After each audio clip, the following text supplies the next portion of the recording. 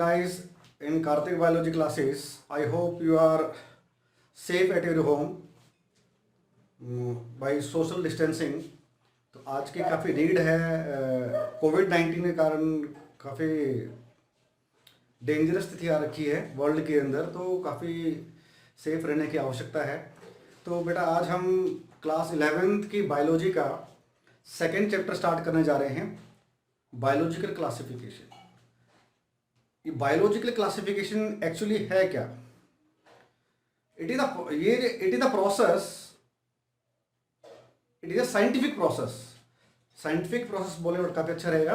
It is scientific process to arrange the organisms, all the possible organisms into groups and subgroups based on their similarities and dissimilarities। ठीक है बेटा, एक scientific process है जिसकी मदद से क्या है, हम इसको जितने भी ऑर्गेनिजम्स हैं, हमारे लिविंग ऑर्गेनिजम्स हैं, इनको हम क्या कर सकते हैं, अरेंज कर सकते हैं इनटू डिफरेंट ग्रुप्स एंड सब ग्रुप्स। ठीक है, लास्ट लेक्चर में हमने पढ़ा था, फर्स्ट चैप्टर के अंदर हमने हिरार्की पढ़ी थी, डिफरेंट कैटेगरीज पढ़ी थी, जैसे कि किंगडम था, फाइलम था, क्लास था।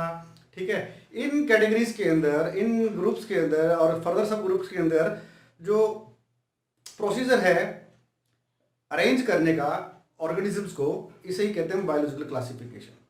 तो बायोलॉजिकल क्लासिफिकेशन की ज़रूरत क्यों पड़ी, क्या नीड थी, तो उसी के बारे में हम जानेंगे। और साथ में हम जानेंगे डिफरेंट टाइप्स कौन कौन सी हैं बायोलॉजिकल क्लासिफिकेशन की। मतलब कहने मतलब है, जो टाइप्स की बात है, जो सीरियल वाइज जो इवॉल्व हुई हैं टेक्निक्स, डिफरेंट पीपल्स ने इनको क्लासीफाई किया है according to their non knowledge at that time. ठीक है, उनके टाइम में जो नॉलेज थी उनको, उनके बेस पर उनको क्लासीफाई करने की कोशिश की है। तो ये लगातार इवॉल्व हो रही है हमारी जो टेक्निक्स हैं हमारी to classify the different organisms. तो आइए सबसे पहले हम बात करते हैं कि बायोलॉजिकल क्लासिफिकेशन की क्या जरूरत थी, नीड क्या थी। तो सबसे पहला पॉइंट हमारे यहाँ पर है कि हर एक ऑर्गेनिज्म की स्टडी क्या है, पॉसिबल नहीं है। ठीक है, तो हर एक ऑर्गेनिज्म को उठा उठा के हम स्टडी नहीं कर सकते, काफ़ी एक लेंथी प्रोसेस हो जाएगा, काफ़ी हैवी प्रोसेस हो जाएगा, इसी काफ़ी टाइम कंज्यूमर होगा। तो हर एनिमल को, हर ऑर्गेनिज्म को, हर प्लांट को बात करें तो उनको हम क्या स्टडी नहीं कर सकते। एक दो ऑर्गेनिज्म की स्टडी करके हम ये जान सकते हैं कि ये पर्टिकुलर जो ऑर्गेनिज्म है ये किस ग्रुप से बिलोंग करता है। ठीक है, उसकी प्रॉपर्टीज़ की बेस पर, उसकी कैरेक्टरिस्टिक्स के बेस पर हम क्लासीफाई कर सकते हैं, अरेंज कर सकते हैं, हम इस आइडिया पे पहुंच सकते हैं कि ये जो ऑर्गेनिज्म है ये किस ग्रुप का ऑर्गेनिज्म है। ठीक है, किस सब ग्रुप का अंदर बिलोंग करता हुआ, किन ऑर्गेनिज्म के साथ इसकी जो कैरेक्टरिस्टिक्स हैं वो मैच करती हैं। ठीक है, सेकेंड पॉइंट क्या कहता है बेटा यहाँ पर, without any system of classification organism can not be classified. जब तक हमारे पास कोई सिस्टम नहीं होगा क्लासिफाई करने का, तो हम क्या है उसको अलग अलग कैटेगरीज में हम क्या है अरेंज नहीं कर सकते। उनको क्या नहीं कर सकते बेटा, अलग अलग कैटेगरीज में अरेंज नहीं कर सकते। ठीक है, जैसे कि मेडिकल स्टोर की बात करें, अगर किसी एक अननोन बंदे को छोड़ दिया जाए, अब उसको बोल दिया जाए कि आप इन दवाइयों को अलग अलग कैटेगरीज के हिसाब से क्या करो, आप इसको अरेंज कर दो, उसको लगा दो वहाँ पर रैक्स के अंदर, तो वो लगा नहीं पाएगा क्योंकि उसको नॉलेज नहीं है। डिफरेंट मेडिसिन को उसको उसके पास नॉलेज नहीं है, तो वो अलग अलग कैटेगरीज में उसको क्या है, उसको अरेंज नहीं कर सकता अलग अलग रैक्स के अंदर। तो वैसे ही हमारा क्या है, बिना सिस्टम ऑफ क्लासिफिकेशन के किसी सिस्टम के हम क्या ऑर्गेनिजम्स को क्लासिफाई नहीं कर सकते। ठीक है, थर्ड पॉइंट क्या कहता है, हर तरह के जो ऑर्गेनिजम्स हैं वो अवेलेबल नहीं है हर लोकेलिटी के अंदर। ठीक है, प्लांट्स की बात कर लो या एनिमल्स की बात कर लो, तो वो हर लोकेलिटी में अवेलेबल नहीं है। फॉर एग्जांपल अगर हम स्नो लेपर्ड की बात कर लें, ठीक है, जो कि हमारा हायर एल्टीट्यूड में मिलता है, बर्फ़ वाले इलाकों में मिलता है, वो वहाँ मिलता है, मगर हमारा ये मैदानी जो इलाका है, ठीक है, अगर हम बात करें एमपी की बात कर लें, दिल्ली की बात कर लें, इन एरिया की बात कर लें, यहाँ पर स्नो लेपर्ड आपको नहीं मिलेगा। जो वेजिटेशन वहाँ पर है वो वेजिटेशन आपको यहाँ पर नहीं मिलेगी। जो डाइवर्सिटी वहाँ पर देखने को मिलती है वो आपको यहाँ देखने को नहीं मिलेगी।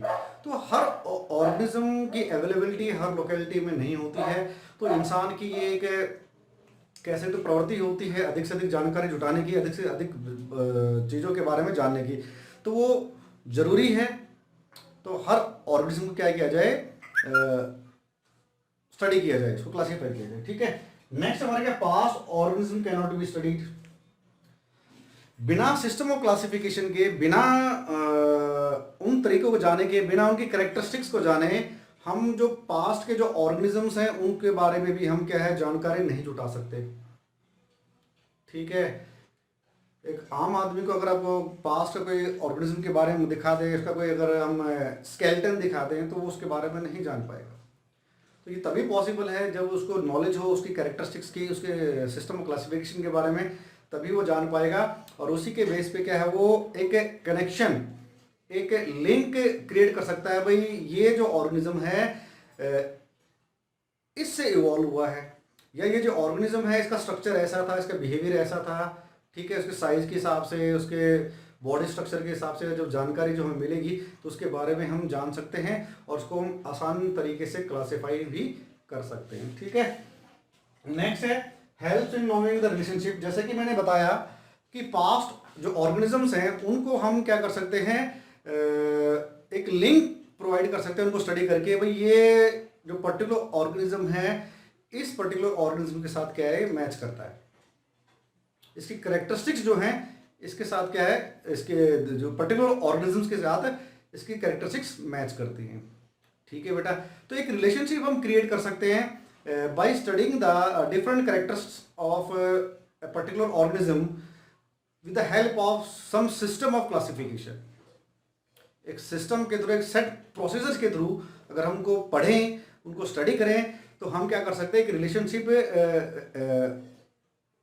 अटेन कर सकते हैं, एक रिलेशनशिप गेन कर सकते हैं, लगा सकते हैं आइडिया कि ये जो ऑर्गेनिज्म है कि इस ऑर्गेनिज्म के साथ इसका क्या है, रिश्ता है, दोनों की कैरेक्टरिस्टिक्स आपस में मैच करती हैं, तो इस ग्रुप से ये बिलोंग करता होगा। ठीक है, नेक्स्ट हमारे क्या है, टाइप्स कौन कौन सी हमारे क्लासिफिकेशन। ये तो हमारा नीड क्या थी। अब ऑब्जेक्टिव की बात करें तो, ऑब्जेक्टिव की बात करें तो हमारा प्राइम ऑब्जेक्टिव हो सकता है, ये है कि हम हर ऑर्गेनिज्म को स्टडी करें, जरूरी है। ठीक है, to know the all the organisms present on the earth, about their ecological connections, ecological level in environment क्या है उसका। ठीक है, तो इसके लिए हम क्या है, हमारे प्राइम ऑब्जेक्टिव है ये, हम क्या कर सकें, डिफरेंट हर ऑर्गेनिज्म को क्या कर सकें, क्लासीफाई कर सकें एक पर्टिकुलर ग्रुप के अंदर, तो ये भी हमारे एक ऑब्जेक्टिव है। ठीक है, और अब हम बात करने वाले हैं बेटा किसके बारे में, टाइप्स ऑफ क्लासिफिकेशन। भाई टाइप्स कौन कौन सी क्लासिफिकेशन की, decade wise according to the knowledge different system of classification आए हमारे। तो सबसे पहला हमारा क्लासिफिकेशन हमारा आर्टिफिशियल सिस्टम ऑफ क्लासिफिकेशन, इसके बारे में हम जानेंगे। सेकंड हमारा कौन सा है, नेचुरल सिस्टम ऑफ क्लासिफिकेशन, इसके बारे में हम जानेंगे। थर्ड हमारा कौन सा है, फाइलोजेनेटिक सिस्टम ऑफ क्लासिफिकेशन। ठीक है, इन तीन सिस्टम के बारे में जानेंगे। तो ये कैसे इन्होंने इन सिस्टम्स के अंदर कैसे डिफरेंट ऑर्गेनिजम्स को क्या है क्लासीफाई किया था according to their period, according to their decade. ठीक है, तो आज हम बात करने वाले हैं, सबसे पहला जो सिस्टम हमारा है क्लासिफिकेशन का, वो है आर्टिफिशियल सिस्टम ऑफ क्लासिफिकेशन। तो आइए हम जानते हैं इसके बारे में, आर्टिफिशियल सिस्टम ऑफ क्लासिफिकेशन के बारे में। तो let's start our with our first system of classification, that is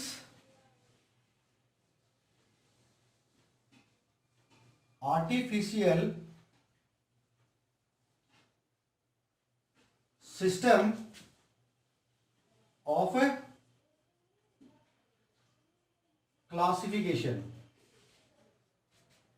artificial system of classification. According to the system, the organisms are classified on the basis of one or two morphological characters.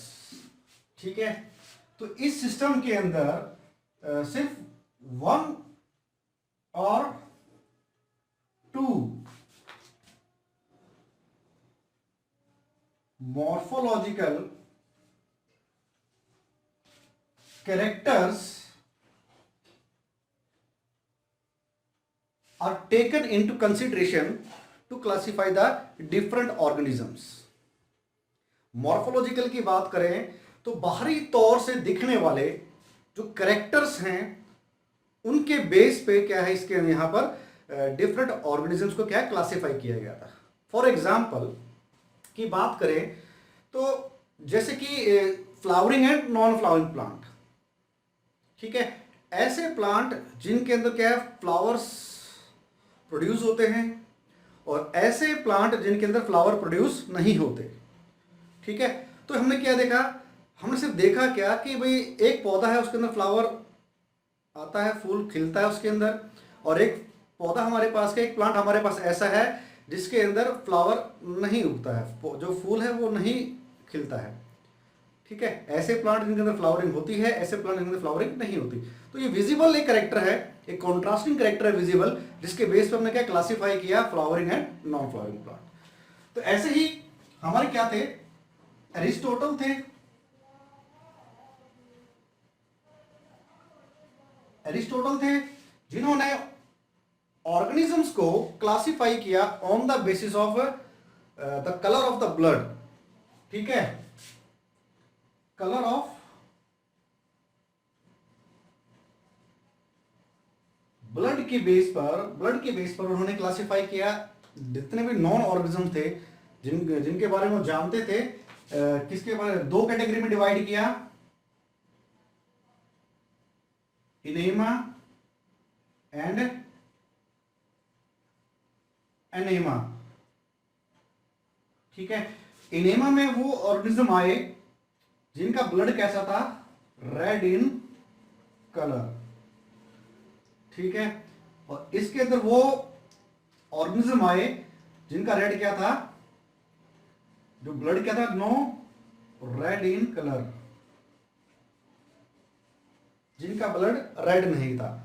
जैसे कि अगर हम बात करें enema की तो red colour में जैसे कि ह्यूमन बींग्स आ गए, ठीक है, काऊ आ गई, बफेलो आ गया, फिशेस आ गई, रेप्टाइल्स आ गए, ठीक है, इन सब का कलर कैसा होता है, रेड इन कलर होता है। इसलिए सारे सारे जितने भी ऑर्गेनिज्म थे जिनका ब्लड रेड था उन्होंने किस में डाल दिया, इस कैटेगरी में डाल दिया।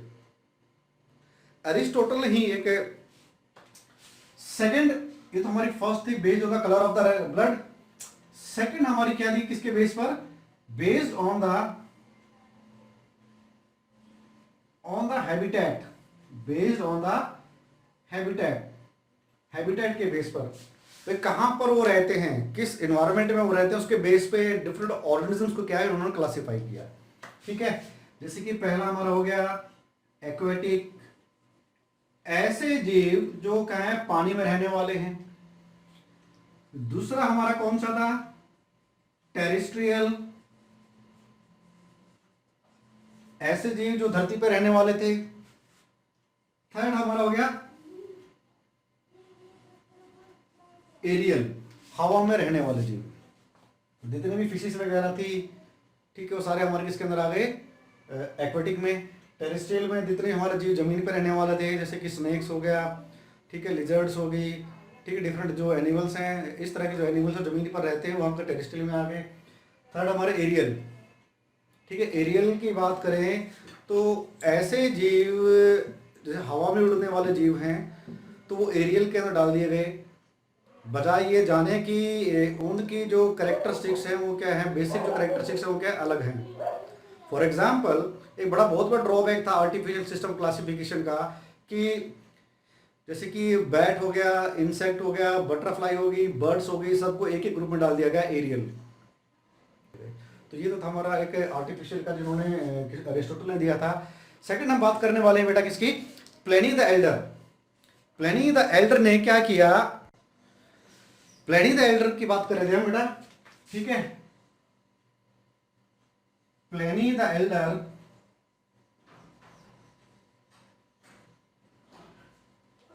ठीक है, जिन्होंने एनिमल्स को क्लासिफाई किया दो ग्रुप्स के अंदर, फ्लाइट एंड नॉन फ्लाइट, ठीक है। फ्लाइट के अंदर कौन से आ गए हमारे, जैसे कि बैट,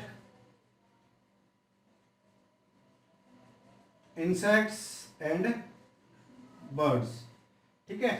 नॉन फ्लाइट हमारे सारे कौन कौन से आ जाएंगे, हमारे जितने हमारे रेप्टाइल्स थी,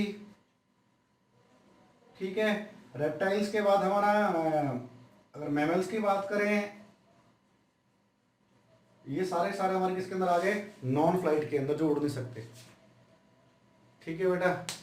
तो बहुत बड़ा ड्रॉबैक था आर्टिफिशियल सिस्टम क्लासिफिकेशन का, क्योंकि बैट, बर्ड्स और इंसेक्ट क्या तीनों क्या है, अलग अलग ग्रुप से बिलोंग करते हैं।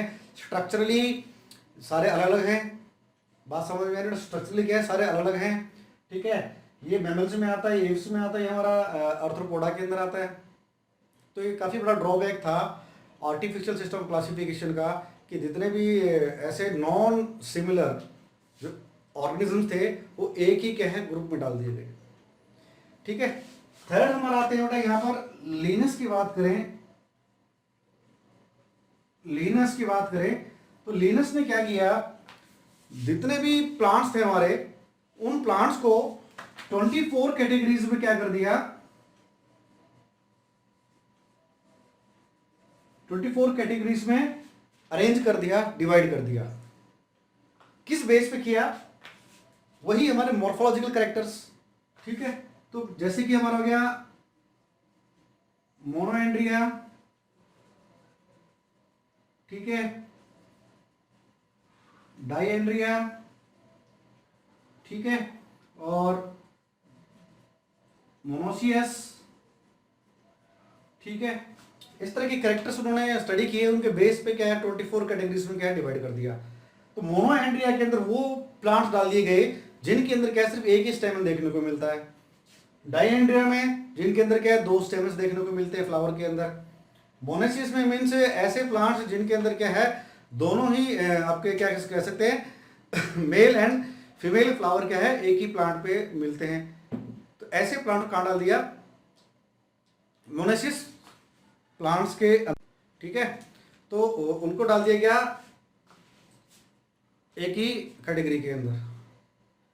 कुछ ड्रॉबैक्स ऐसे थे आर्टिफिशियल सिस्टम क्लासिफिकेशन के, जैसे कि जो डिफरेंट जो ऑर्गेनिजम्स थे जिनकी कैरेक्टरिस्टिक्स क्या है अलग अलग थी, क्या है एक ही ग्रुप में डाल दिया गया। ठीक है। मोनोएंड्रिया के अंदर बोथ डाइकोट और मोनोकोट में डाल दिया गया। ठीक है। एक ड्रॉबैक और हमारा था कि इसके अंदर ये माना गया कि जो इवोल्यूशन हुआ है डिफरेंट जो स्पीसीज का है, डिफरेंट ऑर्गेनिज्म का जो इवोल्यूशन हुआ है वो सबका साथ साथ हुआ है, जो कि सही नहीं है। ठीक है। अब यहां पर क्या बताया गया कि जो रेप्टाइल्स हैं, जो बर्ड्स हैं, जो इंसेक्ट है, इनका जो इवोल्यूशन है साथ साथ हुआ है, पैरेलल हुआ है। बात समझ में आ रही है बेटा? तो ये कुछ ड्रॉबैक्स थे हमारे किसके, और ना तो ये बता रहे थे इसके अंदर कि इवोल्यूशनरी जो सिस्टम है वो कैसे इवोल्यूशन होना, तो ये बताने में सक्षम था आर्टिफिशियल सिस्टम ऑफ क्लासिफिकेशन। और सबसे बड़ी बात, सिर्फ एक या दो ही मॉर्फोलॉजिकल कैरेक्टर्स क्या ये स्टडी कर रहे थे for classifying the different organisms. These are the some drawbacks of artificial system of classification. बात समझ में आ रही है बेटा? ठीक है। आर्टिफिशियल सिस्टम क्लासिफिकेशन है वो सिर्फ एक या दो ही मॉर्फोलॉजिकल कैरेक्टर्स को लेकर चलता है। जैसे कि अरिस्टोटल ने क्लासिफाई किया था डिफरेंट ऑर्गेनिजम्स को किसके अंदर, एरियल, एक्वेटिक एंड टेरेस्ट्रियल। और on the basis of blood classify किया था उन्होंने दो कैटेगरीज के अंदर, इनेमा एंड एनेमा। इनेमा में सारे आए कौन से, रेड ब्लड वाले, और एनेमा में कौन से आए जिनका ब्लड रेड नहीं था। प्लिनी द एल्डर की बात करें, उन्होंने दो कैटेगरी में सब एनिमल्स को क्लासिफाई कर दिया, flight and non flight animals. ठीक है। लिनस की बात करें, लिनस ने जितने भी नॉन प्लांट्स थे उनको on the basis of numerical characteristics of numerical strength of sex organs into 24 category and 24 classes. तो कौन कौन सी कैटेगरी उन्होंने यूज की थी, फॉर एग्जांपल मोनोएंड्रिया, डायएंड्रिया, डायडिनमस, मोनेसियस, क्रिप्टोगेम्स, ठीक, क्रिप्टोगेमी। तो इनके बेस पे क्या उन्होंने प्लांट्स को क्या है क्लासिफाई किया था 24 क्लासेस के अंदर। तो आज के लिए बस इतना ही। तो नेक्स्ट लेक्चर में हम जानेंगे किसके बारे में, नेचुरल सिस्टम ऑफ क्लासिफिकेशन के बारे में and phylogenetic system of classification के बारे में। तो बने रहिए मेरे साथ कार्तिक बायोलॉजी क्लासेस में। आई होप आपका जो समय है शुभ रहे, आप स्वस्थ रहें, घर पे रहें, ठीक है, अपने परिवार के साथ रहें और सोशल डिस्टेंसिंग को मेंटेन करें। Okay, thank you.